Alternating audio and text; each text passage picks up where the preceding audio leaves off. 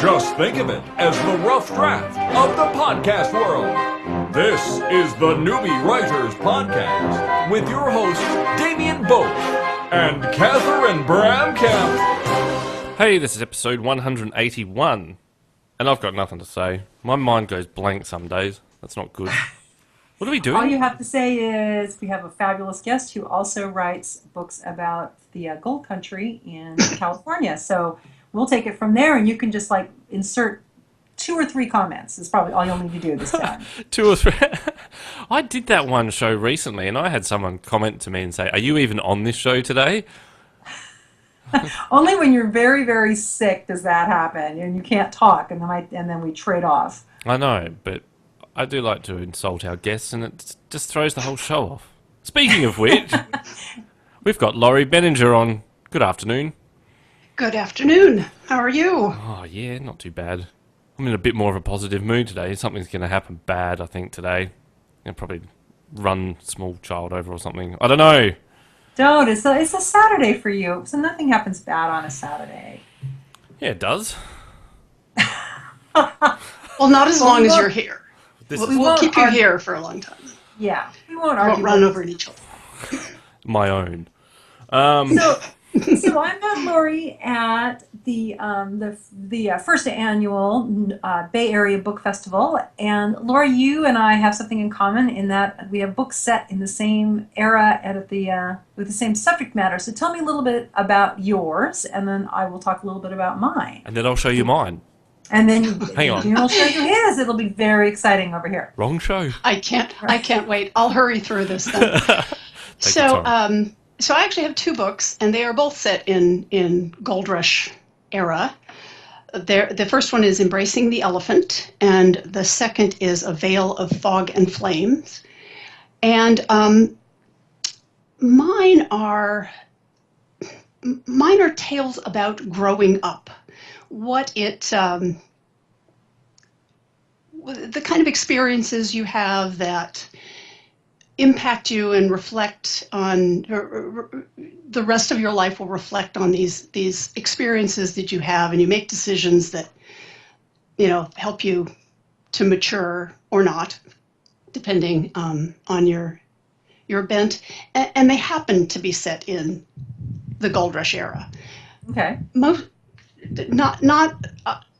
that the history of that time is the most important part of my book, but it informed the action.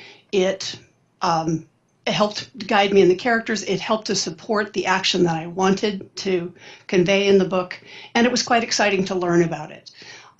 Very realistic, which I think is part of the thing that is interesting about your book, in that you take a very different approach to jumping into the Gold Rush era. Yeah, you jumped in. Yeah, I jumped in. I put my character Jordan as not a full adult. She's 18. Yeah, and we can make arguments about that at a whole nother show level. That's legal here in Australia. Yeah, she's 18 and gets thrown back from 2150 and gets thrown back into 1861. And so I get to play with the contrast between what her expectations are out of her rather dystopic situation into the more hopeful but grimy Yes. 1800s. And there was one comment when I was writing the book, Damien commented, he says, now make sure she uses the toilet, because none of these books ever mention that. So I actually mentioned that in the book for Damien. So I have it in there. And so, that's the contrast she has. There's a lot of freedom. What I found interesting in my research was how women, when they did come out to California, especially white women, when they came out, they had an unprecedented amount of freedom born of necessity, so that they couldn't just sit on the sidelines or be, quote, sheltered, because they needed to pitch in. And so I was reading a lot of material about how women earned money by doing laundry, they earned money by cooking, they earned money by running inns or running bars even, and they didn't all have to be prostitutes, which is what oftentimes we think of when we think of the gold rush. But they're quite enterprising women out in the mines doing the work, doing some, not necessarily the work of men, but doing really interesting work and doing well for themselves. And so I thought that was an interesting twist that I wanted to bring out in my book. Right. And actually, I do somewhat bring it out in my book as well, because my character, who at the start of the book is 11 years old, so that's probably not legal, even in Australia. Well, that lets out the bar work, right? Okay. Right. But that she comes from a Victorian society, and she comes from an affluent society in Boston, and is starting to feel some of the oppression that was put on women, starting to decide whether or not she's going to be wearing a corset, those kinds of things, and is all of a sudden plucked out of that environment and put into this, as you say, very free, very unstructured environment that allows her a tremendous amount of freedom and is a little daunting at the time. She doesn't have expectations of it. Certainly your character, coming from, far in the future, would probably have untold freedoms, and therefore would not necessarily see this as a move forward by going back to 1860. Right. But my character does. She has a completely different take on that. That's interesting. What kind of what inspired you to set your books in during the gold rush?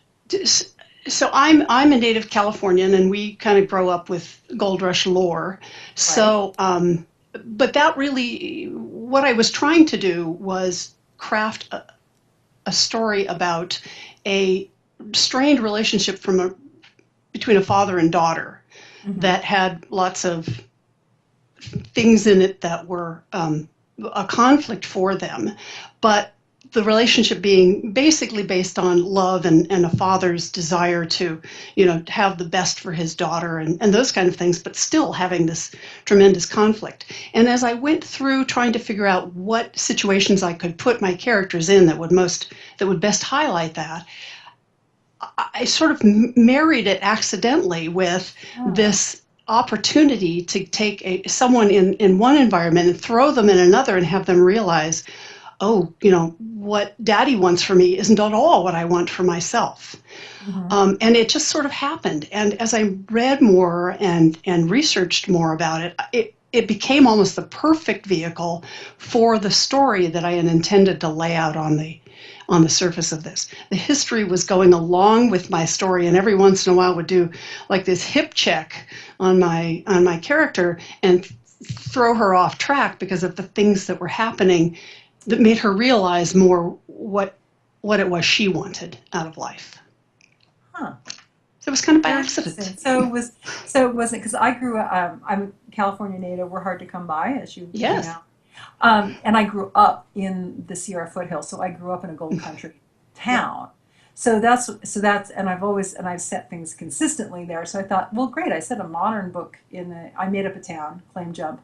I set a modern series there. Why don't I, go back and make up its history? And so I could, from Grass Valley and Nevada City, historical records and historical, not only historical books, but I talked to people, because I have a woman who's going to be a dentist, and I based her on a friend of mine who lives in her great aunt's house, and her great aunt was the first dentist in California, first female dentist in California.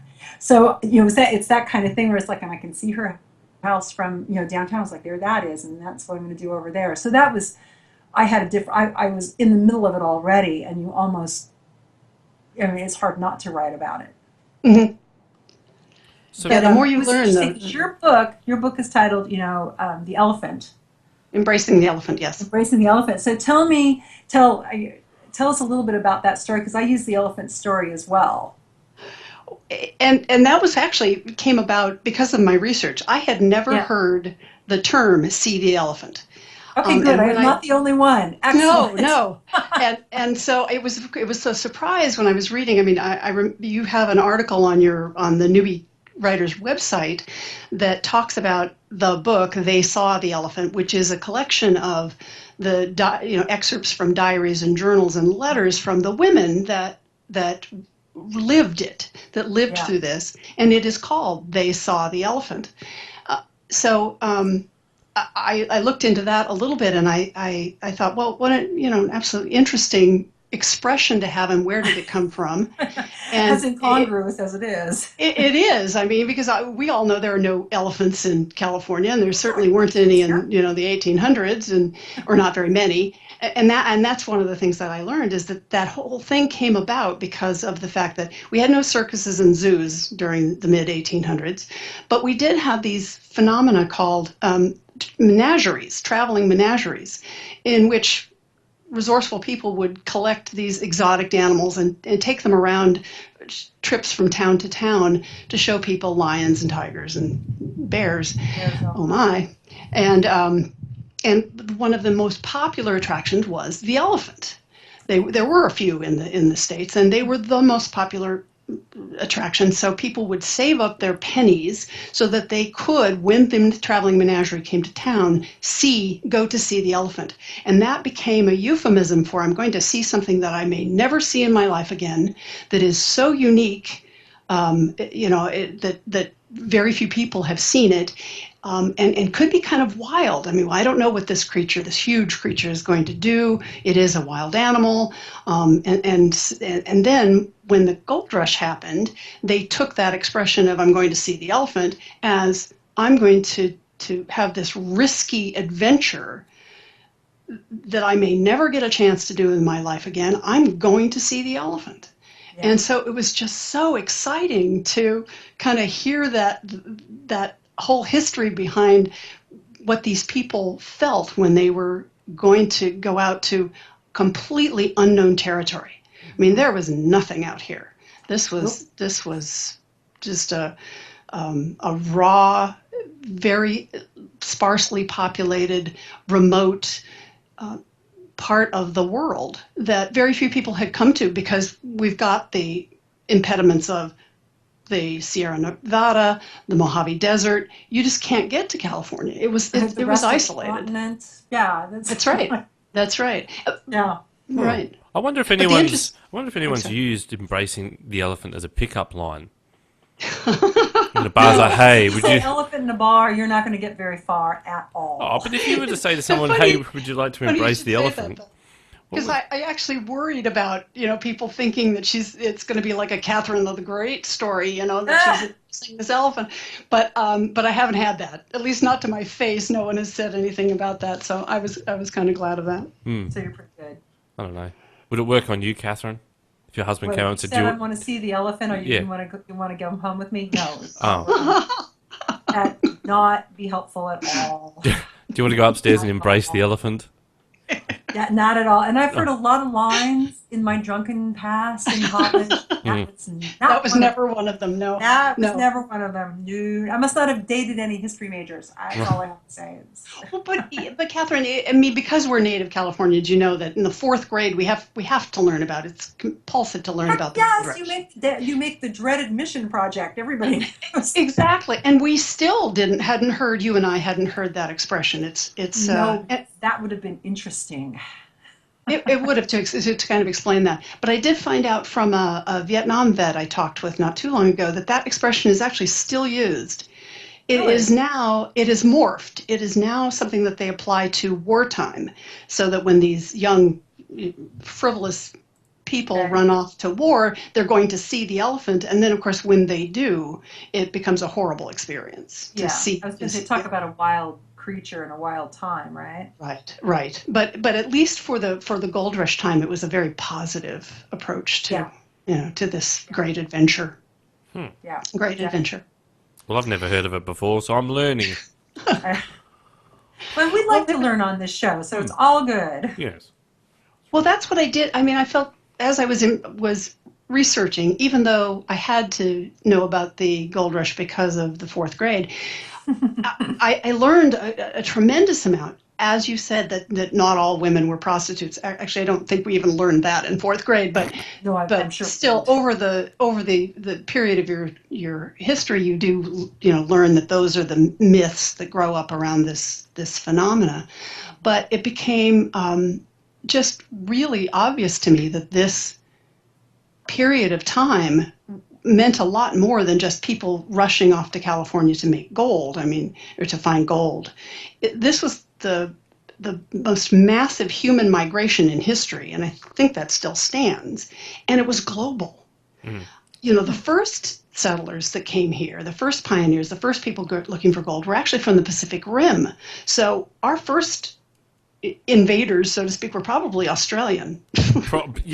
Maybe. No, really, there was a whole section of San Francisco that was called Sydney Town because of all the Australians that had migrated here to be part of this gold rush. And of course, your gold rush, Damien, and you may know this, was right after. Well, it's not only right after, but the person that actually triggered that, the James Marshall of Australia, was a man named Edward Hargraves, who was here panning for gold. And I don't know if he made his fortune and decided to go home, or if he didn't make his fortune and decided to go home, but he was a native Australian, and he went back and noticed the similarities geologically between southwestern Australia and the Sierra Nevada, and began digging for gold and triggered your gold rush down there.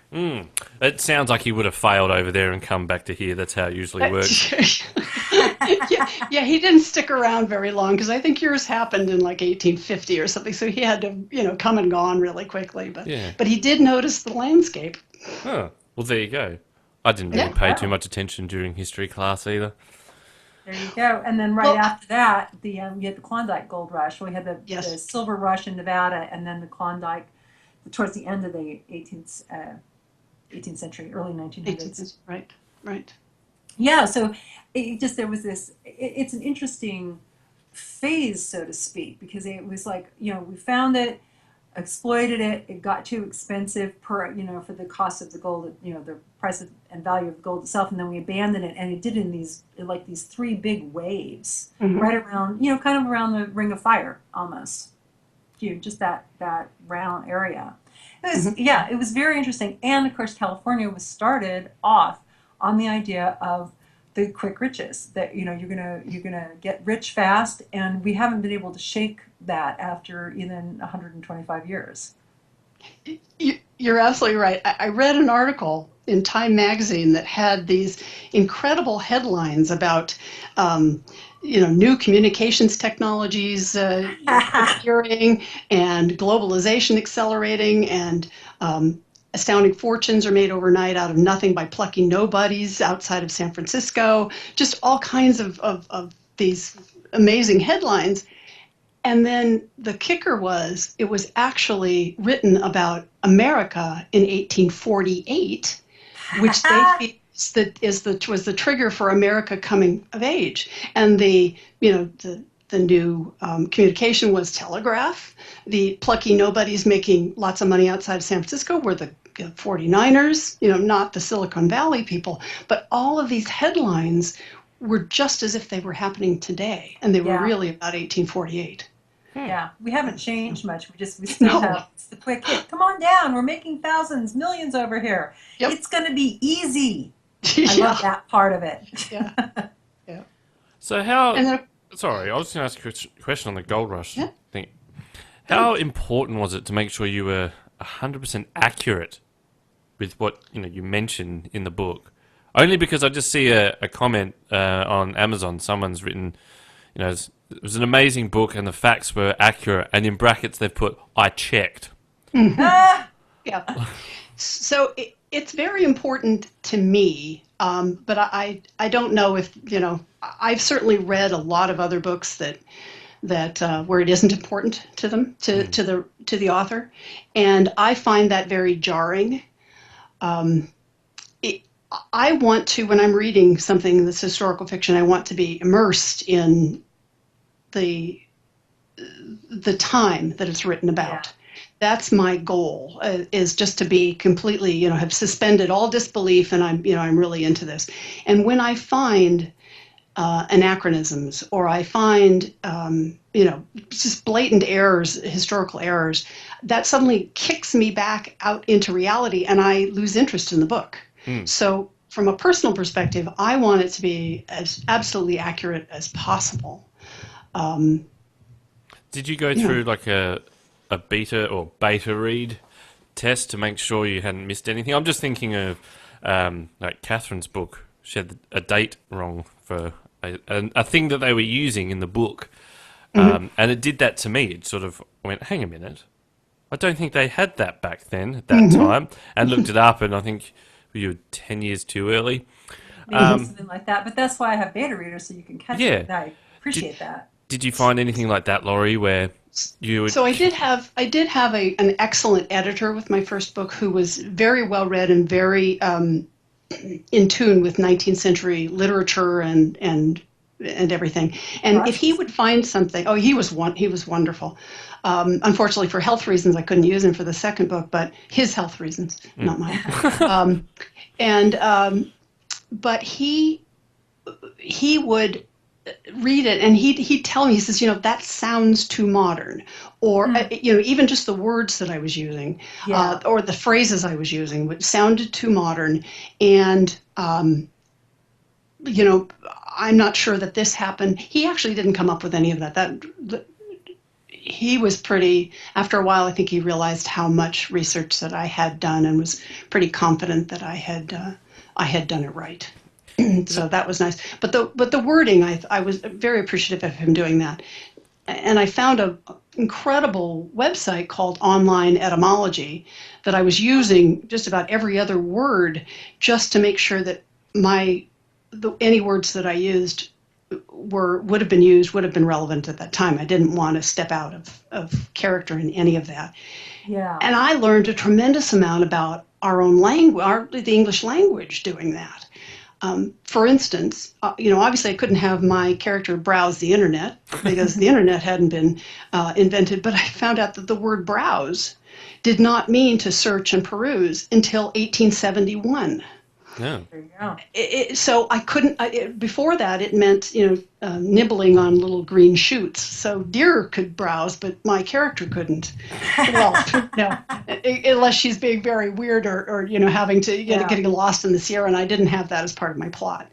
So I was just absolutely amazed. I mean, we know that we're constantly adding words to our dictionary.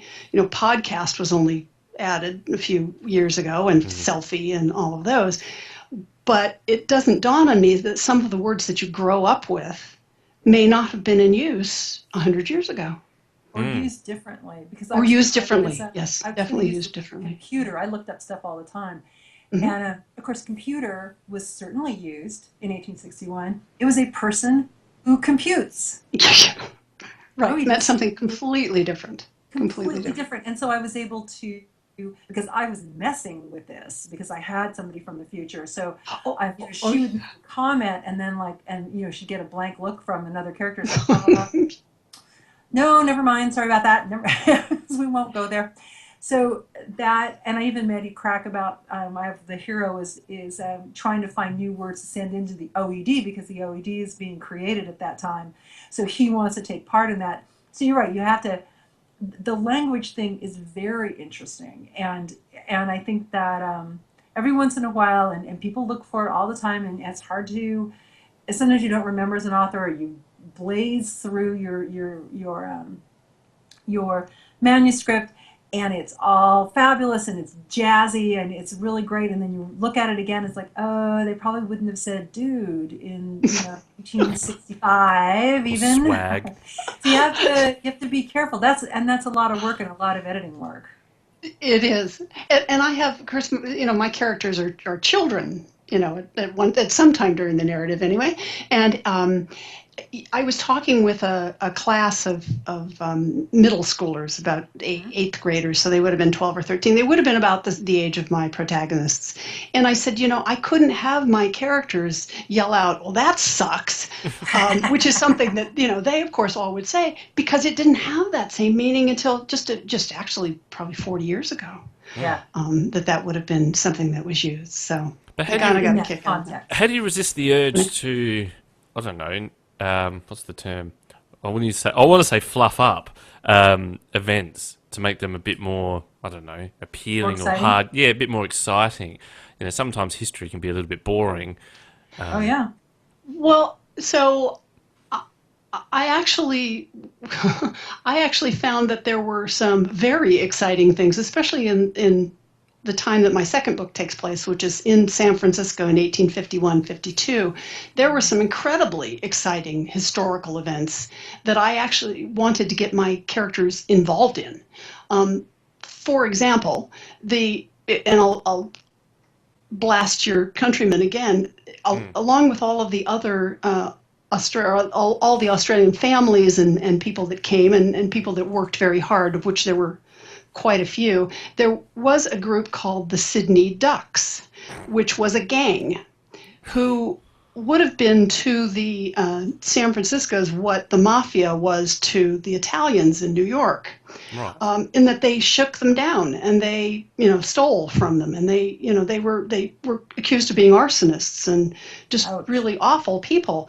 And the businessmen of San Francisco banded together and said, because the police and the sheriff and everyone else wasn't doing much about these people, and they hung one of them, the businessmen of San Francisco, which you don't normally think are, you don't think about it like, hi, honey, I'm going to Rotary and then a hanging. I'll be back at about 6. Exactly. So, so I took those opportunities to be able to weave those into my story because they were exciting. They did fluff it up without distorting the facts. I mean, these were all facts. I've read, numerous accounts of this particular hanging in the middle of the town, of the square, the heart of the city, which was Portsmouth Square at that time.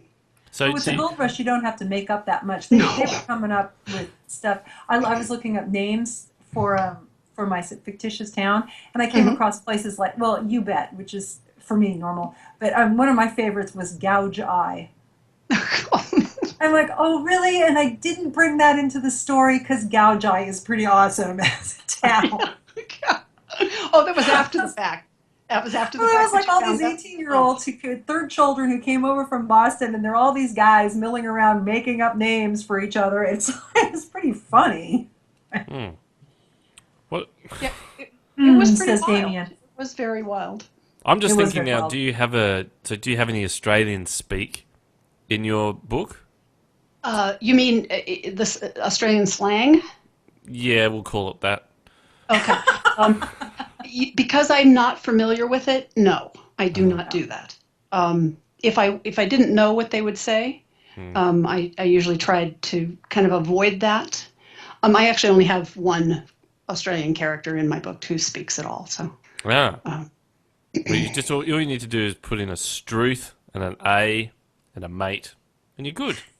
But was that true 150 years ago in Australia? Probably. Mate and things like that? Yeah, well, it still happens now.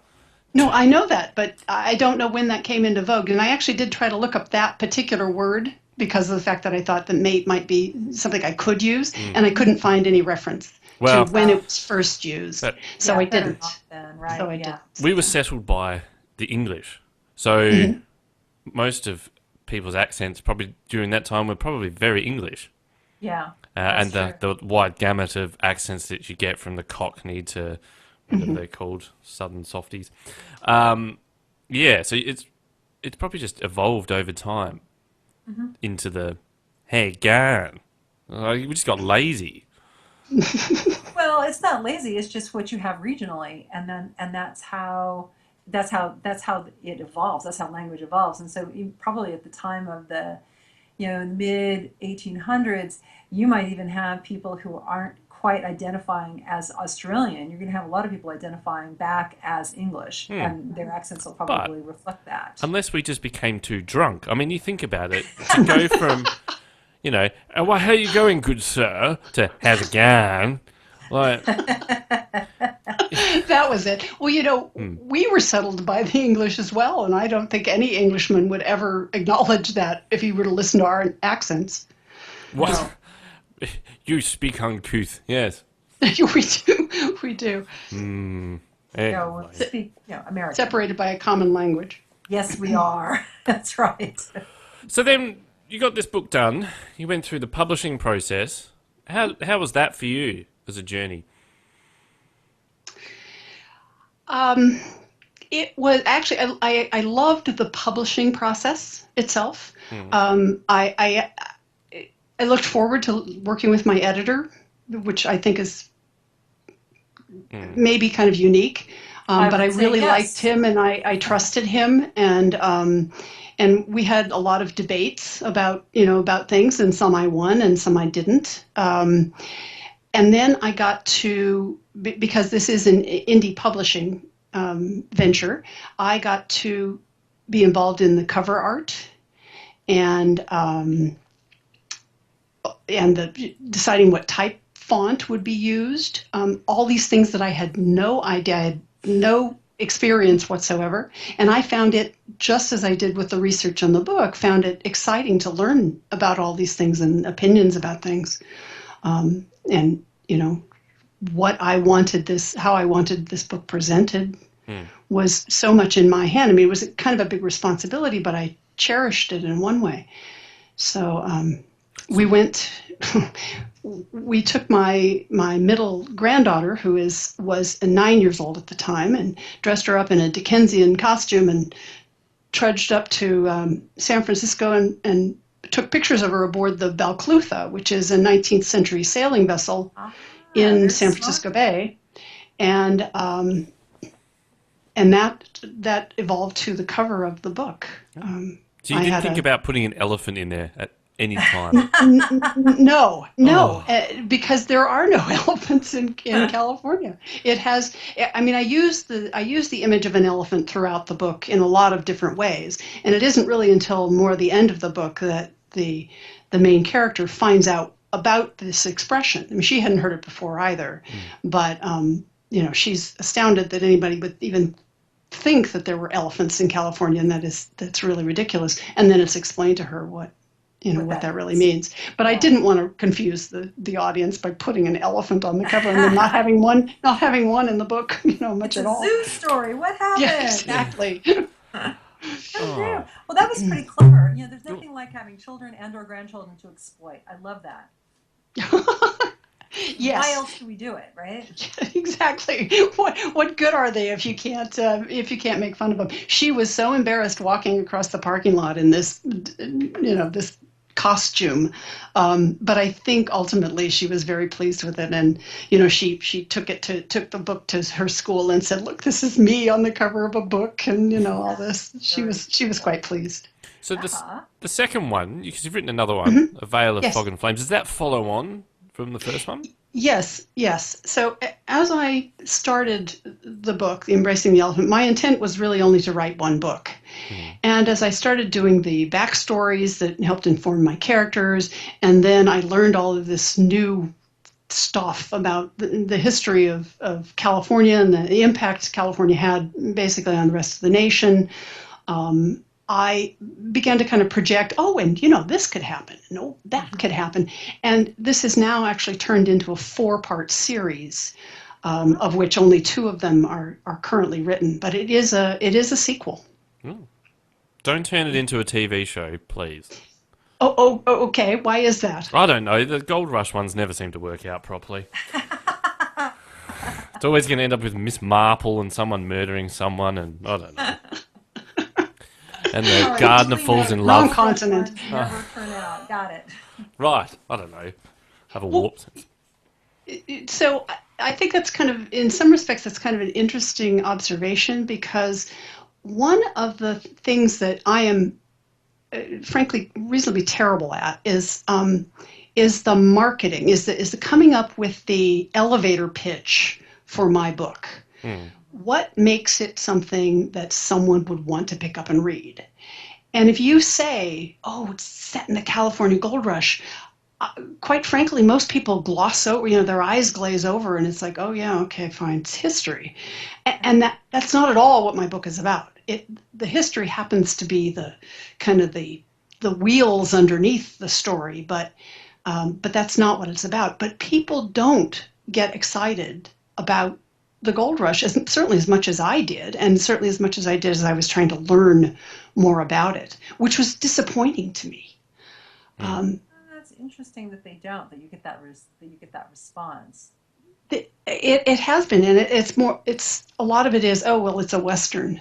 And of course, it's not a Western at all. I mean, yes, it takes place in the west of the western part of the United States, but I don't have cattle and cattle barons and those kinds of things. Yes, there are guns. Yes, there are horses. That's everybody had that, including on the East Coast at that time. But there are a lot of prejudices about the gold rush, and if you're not a native Californian, you don't know as much about it as, say, you and I do, Catherine. And that's true. That's true. And they don't necessarily. Marketing is in California because people do have a background. So I'm going from there. But I got a review from ForeWord Reviews, and with the second book, and the reviewer said this: the author introduces us to an unfamiliar era. Ooh, wow. And I thought, oh my God. Seriously? Exactly. And I thought, okay, I've got to work on how I pitch this as being something that everybody, regardless of where you're from, will want to read, or regardless of the time frames that you're interested in. How do I get them to want to read this? Because everyone who has read it doesn't, they say, oh gosh, there's a lot of history that's really interesting, but they understand that that's not it. It's really the characters, it's really the story that drives it, and that story could be taking place at any time, anywhere. Right, but that's the mark of a good story, is that you have the essence of the story, and then you just drop that into whatever historical context or whatever town or whatever conflict. I mean, that's a sign of a good story. So obviously that's what you've written. Oh, that's what I hope. Yes, thank you. Yeah. but still, that doesn't help you for the elevator pitch. Yeah, it does. If someone says to you, "Oh, what's your book about?" you just need to turn to them and say, "I have a question for you. Before I answer that, would you let an 11-year-old hug an elephant?" And when they go, "What are you talking about?" you say, "Well, that doesn't actually happen in my book." That doesn't actually happen. But I could ask, would you let an 11-year-old travel 16,000 miles without her parents? Yes, that is a very good question to ask. Yeah. Alone. She is not alone. I mean, that's the thing that everybody was like, oh my God, she's going to be on a ship for 6 months with all these sailors that you know how they are. And that's not it. I mean, she is chaperoned, but she's not with her parents. And therefore it's a completely different dynamic. And it's 16,000 miles in 6 months, to get from Boston to California. Yeah. Which was the other incredible thing about learning about that time is that, we think now I'm going to get on a plane and go to Boston and it's going to take 6 hours, not 6 months. Yeah. I'm talking with people that are, Damien, you're nearly half a world away, and I'm talking with you real time. Yeah. And they couldn't even get letters to each other within 2 months at that time. It's just a completely different world. Podcasting back then took forever. Oh, it did. Very lengthy.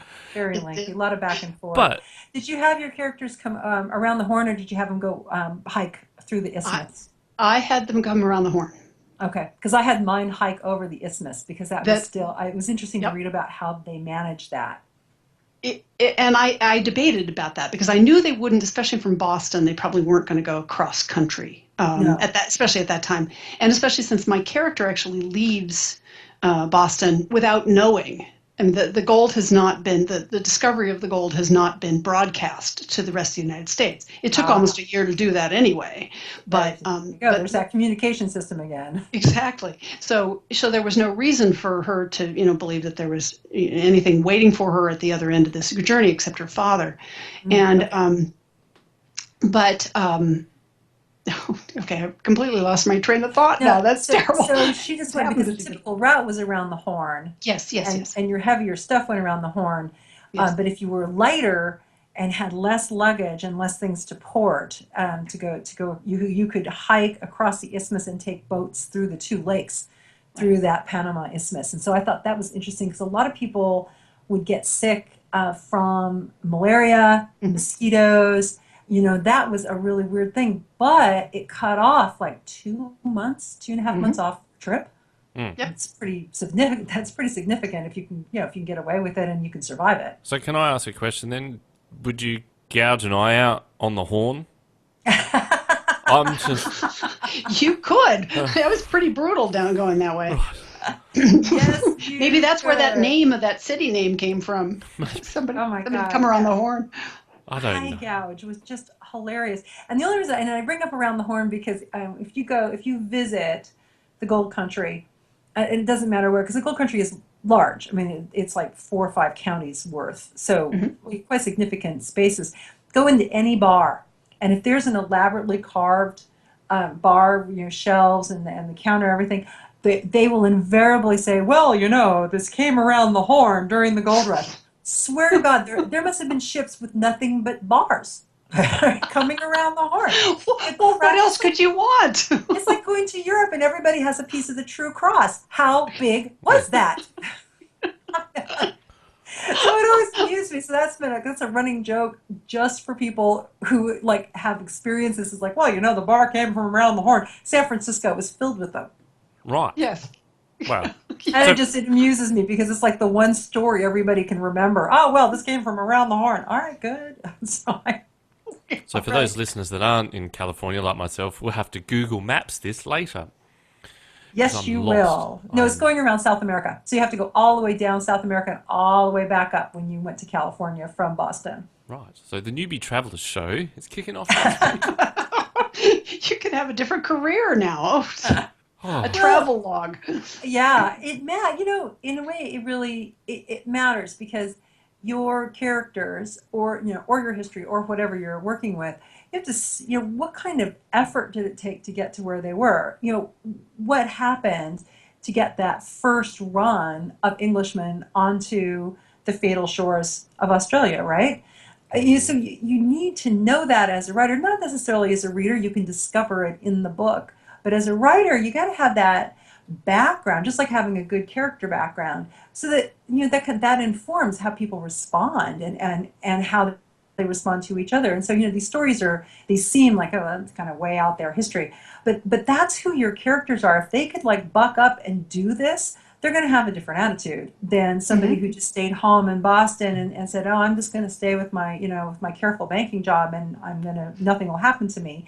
Which, of course, wasn't true either, because you could go to the gold rush and avoid the Civil War. So there you go. Well, let's think about, though, the Australian concept is, sure, initially they might have been pioneering new horizons. That's rubbish. I reckon he had a secret little thing that says, find somewhere we can put these prisoners. Yes, that's exactly. Well, that's what they were doing. Absolutely. And then it's like, oh, yeah, we found that island. Let's dump them on that. Right, dump them on that. Oh, yes. Yeah, and it's your job to spin that. Is that what? I was just going to say, is that how your history is taught in Australia? Is that what you learn about your continent? Basically. South Australia, where we are, was one of the only non-prisoner states, I think. People just came here because they wanted to. I don't know why. But yeah, that's where prisoners from England was sent to Australia. Yeah, that was a big No, and I did know that, but I didn't. I guess I didn't think of it. I mean, you're a huge continent. You're the same size as the United States, aren't you? Yes. Yep. But they didn't really So know that. I mean, there's a whole bunch of difference between dumping some prisoners in one portion of the country and then having the rest of it build up. I do realize you have mostly people around the rim rather than in the center. Yeah, you wouldn't want to live in the middle. I've been through there. Well, somebody does. You have Alice Springs, right? Yeah. Alice Don't start him on Alice Springs. No. Oh, okay, sorry. Doesn't work there. Don't start me on that place. I'm sure it's fine. Yes, we do. We sort of stick to the edges. But it was very much dump them off and go, good luck. Yeah. There you go. Don't break very it. much forced deportation. Was there at any time, and I'm even answering my own question, but if you had the South Australians who came on purpose versus by then probably the second generation, third generation offspring of originally felons and and petty thieves, and frankly England was deporting people for very little, so it wasn't like great big crimes. It was anything to move people along. Was there a definite class system between those two? Were there class differences in the approach? Like, oh well, you're felonious and we're fabulous. Oh, without a doubt. And Yeah. I think it still rings through a little bit. This state is very what we call blue blood or blue collar sort of thing. Mix is that it's, I don't know. The only best way I can describe is like pigeons. South Australian like pigeons walking around with our chest puffed out. Oh, well, we do the real business here. It's kind of like that, and even to the point of I went to a private school, and that has allowed me to later on in my career when people find that out, they treat you a bit differently. Oh wow! Okay. Right? They won't say it, but you can tell it straight away. I don't know. It's just how it's ingrained. And then there's the love-hate between the other states.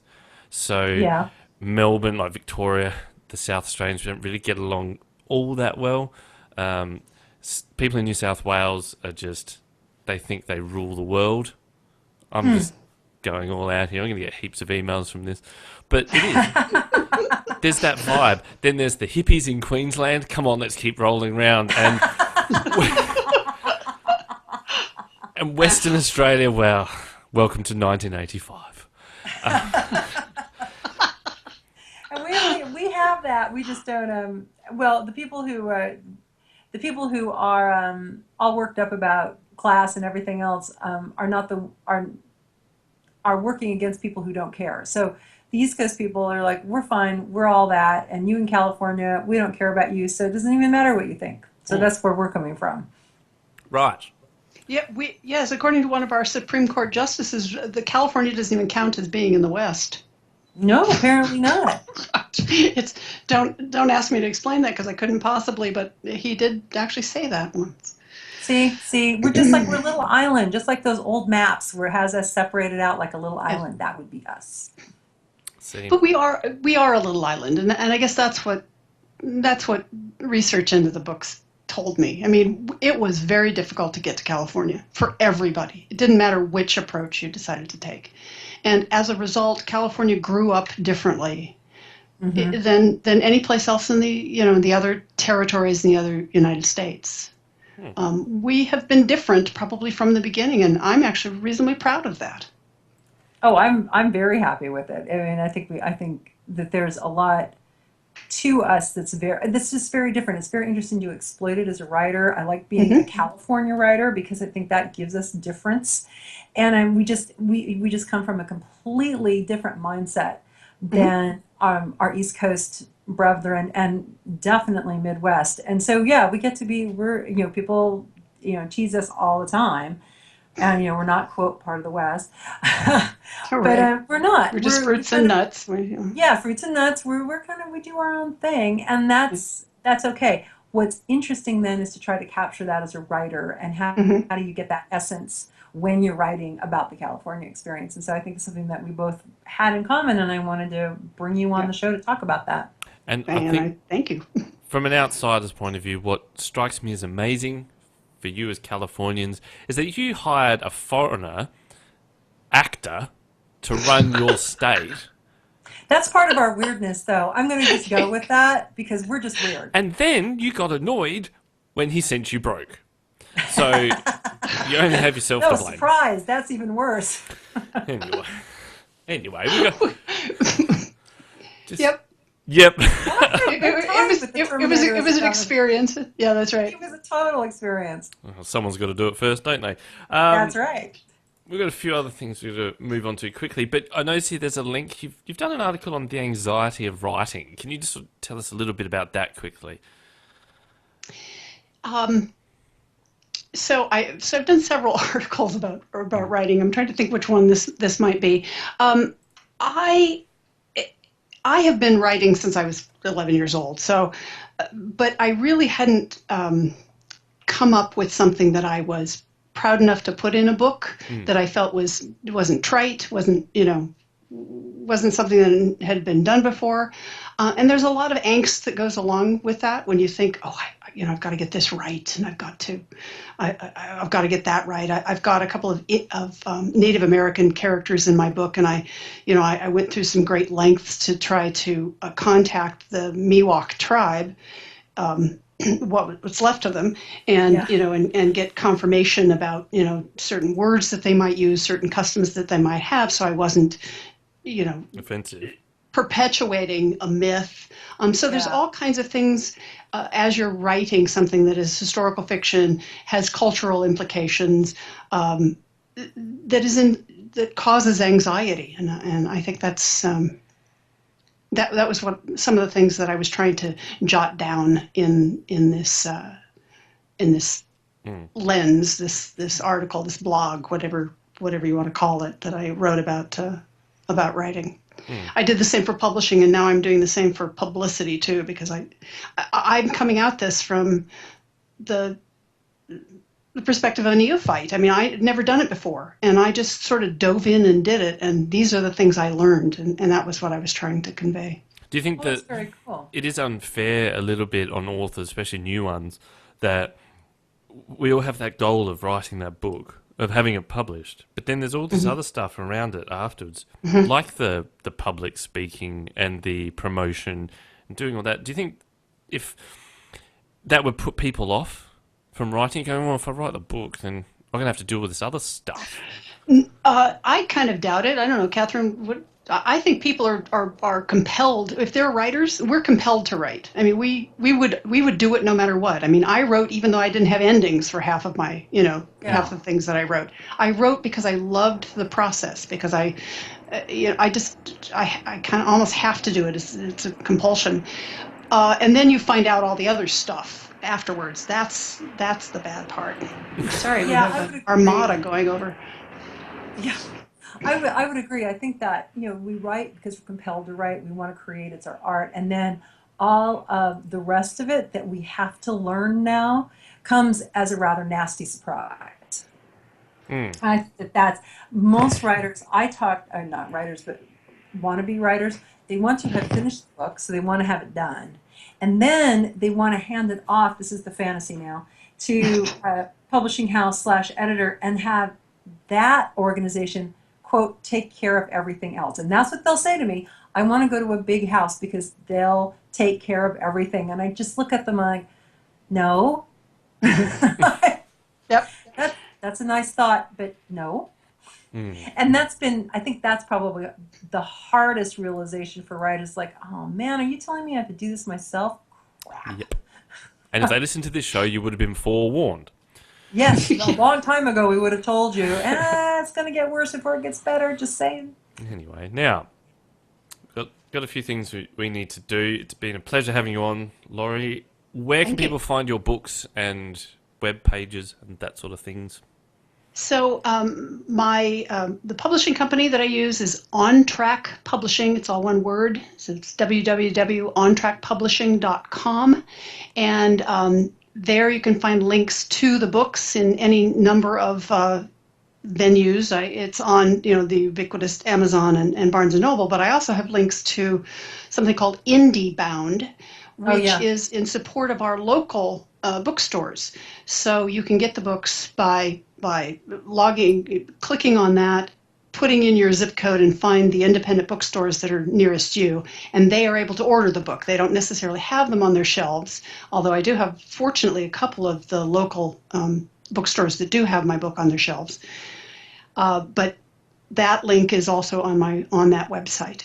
It also links to some of the reviews of the books. So if you're hesitant about what it's about or do you want to buy it, I've gotten some great critical acclaim, and I put the links on there. And it also has some links to that article that you mentioned about the anxiety of writing, the anxiety of publishing, and some other short blog type things that I've written. Awesome. And you can find out a little bit about me. Are you on Twitter? I am on Twitter as LH Beninger. All right. Beninger. There's two N's, but they're not contiguous. And And I have a Facebook page, Embracing the Elephant, which is the overall series that I will be, Okay. it's not only the name of the first book, but it's the overall series when I get around to the other 2 books. And what else? I think that's Sounds pretty thorough. Excellent. Well, should we do a prompt? Lori, I don't know if you use prompts to get into the writing mood. Some people do. I'm aware of the concept, yes. Right, well, this is going to be fun. This prompt is, what is your favourite time? If you could time travel and control it, which none of my characters do, where would you go? What would happen if the myth of a time collided with the reality and inconvenience? What would happen if you told people in the past about the future? That's the golden rule. You don't tell people that, Catherine. No, that's the prime directive from Star Trek. Right, exactly. Yeah. Although they sort of messed that up a little bit in the reboot, where when Spock meets Spock and it's not some cataclysmic event. I love that. We're not supposed to touch because something will happen. It's like crossing streams in Ghostbusters. What I found I had my characters would actually tell people what would happen, and then as they look at them, it's like, that has no relevancy for you at all. So never mind. Right. It's harder to convince people of the future than it looks. And I play with that because I think it's kind of interesting. It's like, that's 40 years in the future. I got nothing for that. How would you react, though, if someone did come up to you in the street and said something to you like, July 15th, 2085, best stay in the basement? You would have them committed. That's why my characters keep very quiet about this. The way we will treat them the way we have treated prophets throughout history. Mm-hmm. We will condemn them as heretics or crazies and commit them. We will. Yep. It's really pointless, and I find that fascinating. So it helps as a plot device because these poor characters, even if they told the truth, no one would believe them. It's like, man, now what do I do? So you have to do action to make a change rather than just tell somebody, oh, by the way, 15 years gonna go down. Just saying. The basement. I want to know what this basement thing is all about. Oh, that's how you protect yourself from the earthquakes, right? Yeah.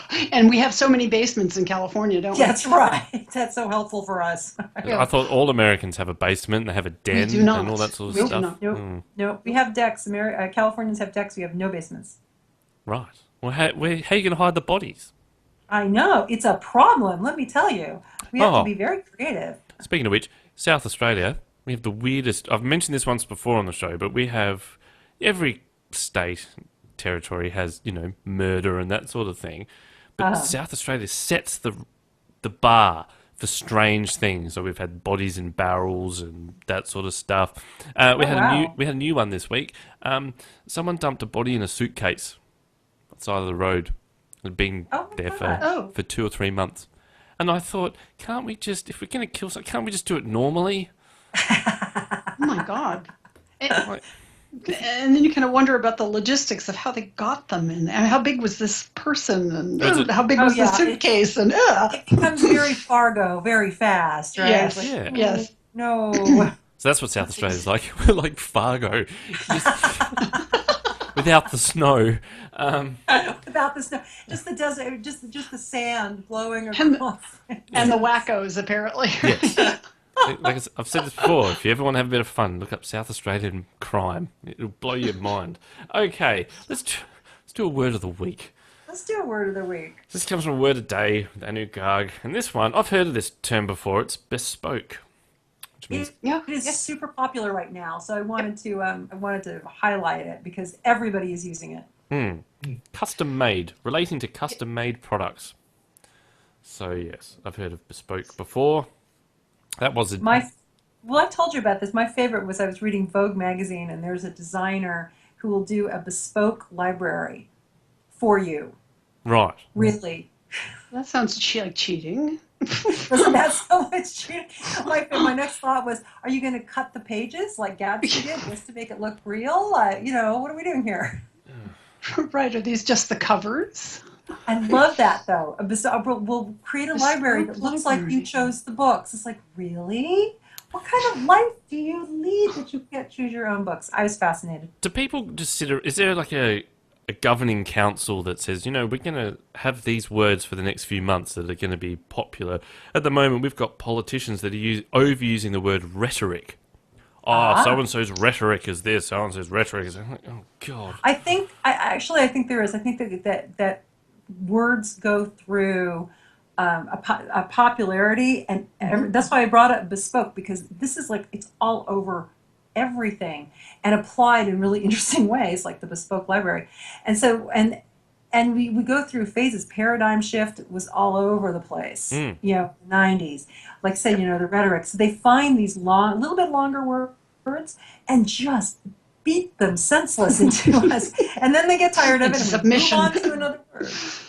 It's really interesting. I don't know what the phenomenon is. That would be interesting to look up. It keeps you in the know. You can puff your chest out like the South Australians do, and and say, "Oh, I know all of these new and fancy words." Like I'm using fancy words, so I am fancy. I believe that's the theory. I wish though footballers would use fancy words and not just the same. We're going to take it a game at a time and focus and buckle down. That happens. Okay, that happens here too. I can't believe some of the sportscasters that get paid what they do for asking the same stupid questions over and over again, getting the same reply over and over again. We're just going to try really hard. I really want someone to come out and say, you know what? We don't give a crap this week. We phoned it in, baby, and still won. Woohoo! I got my sponsorship. I'm paid $1 million. I'll be there. I'll show up. I can't guarantee we'll win, Anyway. Because I don't care, because I got paid. That's pretty much what it is. Let's do a tortured sentence. Let's do it, and you need to read it. Oh. Next time, don't put the wrong emphasis on the right syllable. Tortured sentences. So that's what happened to the elephant. That's why there's no elephant in Lori's book. The trumpeting, I thought I heard trumpeting there somewhere. Yeah, of course. Very stressful for the elephant. No, poor thing. Right, so this is another one of those sentences that comes from that fiction contest where write a stupid sentence? No, I write that all the time. Now, this was the winner in the fantasy section. Oh, hang on. I need to drag this into the screen in front of me because I can't. This takes the cake. Do you know? I know. I thought of you. You know how it puts the little red lines under words that are wrong? Uh-huh. I have 3 lines, like as in full, like a paragraph that is just red. Anyway. Yep. So you could just make up something, but it's so, to me, sometimes when I open up fantasy novels, this is what it looks like to me. Right. As he strolled among the Canthelians through the wide Pandaments along the river Elinonian, thrimbening his Tomatoria and his Almagestus Scrolix, he thought to himself, wow, it is sure convenient there's a glossary for made-up fantasy words on page 1048. Oh my I find God. it fascinating that there are condiments by whatever river they are. Yeah, right. Or whatever it is. Oh, wait a minute. It's not condiments. Never mind. No. I couldn't resist that because I open up. That was I was starting to read a fantasy book and it doesn't matter for whom, but I looked at that and I thought, I only understand the and. And now I'm in trouble. Is this normal to have all these new made up words and people kind of get into it eventually? Kind of. Well, normally surrounded names and places. But, yeah, we don't... Thrimbening, I've never heard of that before. I think in most fantasies, I mean, Tolkien has a whole made-up language, but I think he leads you into it. He doesn't throw it at you in the first sentence. Yes. Yeah, that's right. And even that I found a little bit pretentious. I love The Lord of the Rings. It's supposed to be a bad sentence, but it was, that's the goal. But I don't know. I always found myself just glossing over or glazing over a little bit when I'd see someone trying to write Elvish or Dwarven just to prove that they've got some sort of backstory. It's not needed, really. It's like writing a whole novel in Klingon, which I'm sure it's been done. Yeah, look, if anyone's got that, send it through, and I'll abuse it. You know, I'm sure there's some neckbeard out there that's worked it out. Now, Lori, is there anyone you want to give a shout out to? Oh, goodness. I like the way people are surprised, and yet we get them to They're listen to shows. I've heard a couple of your podcasts too, and I know you asked that at the end, and I just completely blanked on.